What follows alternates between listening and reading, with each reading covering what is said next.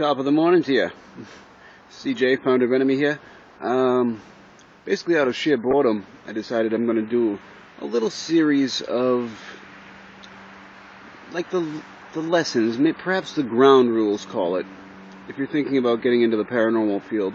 Just a little crash course. It's just my opinion.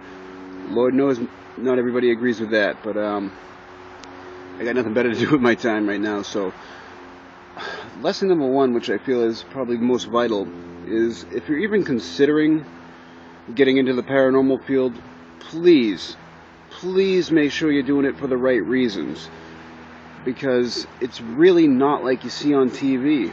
I know it looks awesome. It looks awesome. Believe me, if real life paranormal investigating was like Ghost Adventures and everywhere you went you were getting like attacked and demons were running amok everywhere and just every place you went was haunted, like, that would be fantastic. But I hate to break it to you, but that just ain't the reality of the situation at all. If you were to do like 10 investigations, say, like, you'd be fortunate really if one or two of them actually had any genuine paranormal activity going on. And to add to that, it's not even that the places might not have activity, but these are not like somebody says trained circus animals. You know, like, ghosts aren't just going to perform because they're there. Like, there's no reason to. If they want to talk to you, they'll talk to you. If they don't, they won't. You know, and there's just a lot of stuff behind the scenes, and I say it all the time, and I've been blogging about it a lot lately.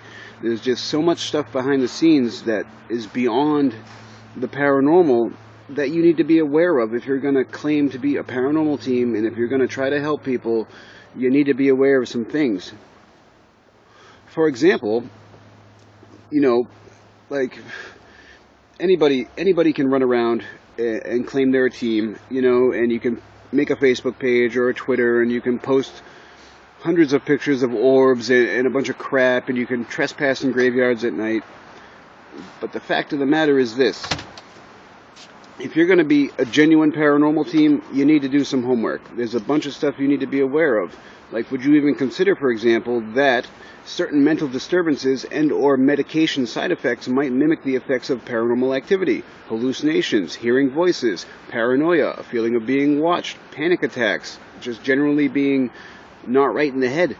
These are things you need to be aware of, and I think the thrill seeker who has watched a Ghost Adventures marathon and decides that they want to be a paranormal team is not going to be aware of these things. There's just a lot of homework. There's pareidolia. Did you know about that? Have you ever heard that word? That's the human brain's hardwired function to recognize face in random patterns. It goes back to the caveman times. You know, that's, if you see something, for example, looking at cloud animals, that's pareidolia.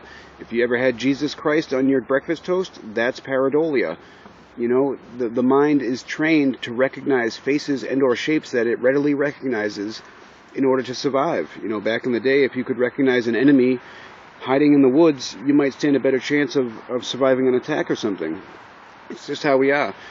But, you know, there's just a lot of stuff you need to be aware of, and all I can say, you know, from my end of things, is if you're genuinely considering getting into the paranormal, you need to do some homework, and it's not all about researching ghosts and hauntings and this and that. There's a lot of natural explanations and simple things that you need to be aware of. So just do your homework, people. Do us all a favor. Save me the trouble of having to call you out later when you're posting a bunch of bogus stuff, alright?